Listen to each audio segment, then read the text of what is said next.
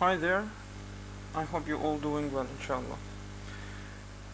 Today's first code, or the only code we will record today, until we record another inshallah, is a function that computes the output of something called logistic map or logistic function.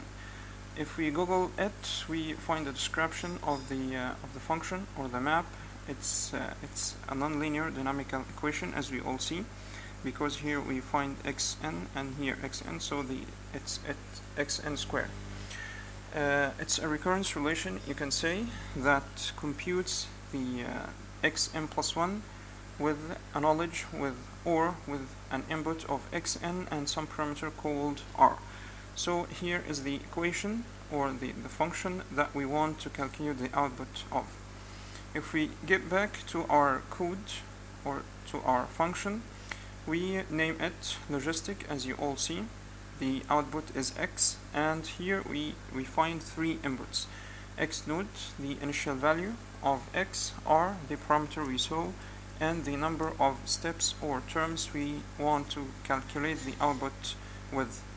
Here is a simple description of the map or the function, and here we specify the range of x node, the initial guess of x, which is from 0 to 1, and here we specify some values of r that you have to try to see the behavior of this function.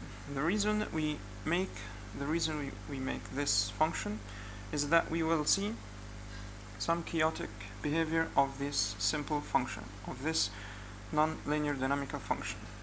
Here we proceed with the code. We just specify, we tell the code that x node, here we mean with it that it's the initial value or the initial value of x. Here is the for loop that computes the output x m plus 1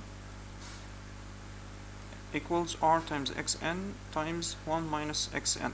Here we begin the counter with 1, so if we substitute here, we will find that this is x2. The first value here that the code computes is x2, and here he will use x1, which is x0, as we specified above here. What is left here is to draw the output, and we make two graphs in the same figure, and for this reason we use the subplot command. Here we specify the number of graphs we want to make in the same figure, and here we pick the first graph, and here we specify what we want to draw or to plot in the first graph. Here we plot x with x, but here x from 1 to n, and here x from 2 until n plus 1. We will see this behavior in a moment, inshallah.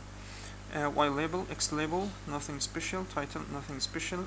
Here we use the second graph to plot the number of a step from 1 until n plus 1 and x, because here we will find n plus 1 values of x. Axes, to specify the range of axes. Y label, x label, title, nothing special here. So this is all about the code. To call the function, we all know that we have to save it with the same name of the function, which is logistic here. So we saved it in some directory and called the name of the file logistic.m. To call this function, we name it logistic, two brackets, and enter the input. As we said, the range of x node, the value of x, is from 0 to 1. So we will pick some value of 0.5, I'm sorry. We enter r. Here it's from -2 to 4. So we will pick some value, say 2.5. And n we will take, for example, 40 steps. Press enter, we find this behavior. If we enter r as say 1.1, we will see this behavior, which is completely different from that one. If we use another value of r, say 2.9,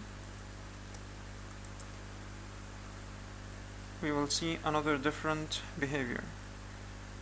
This shows the chaotic behavior we spoke about from a moment.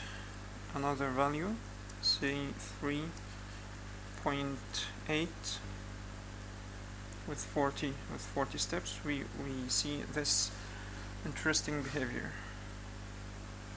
If we use more steps, say 40 steps, we see this behavior, and so on. I encourage you to try different values of r and x node. Here we wrote the code or the function to compute the output of the logistic map or the logistic function with one value of r. I encourage you to try to make another code or another value that computes the output of the logistic map, but with a vector, not a single value. It's supposed that you see this behavior if you succeeded to make this function.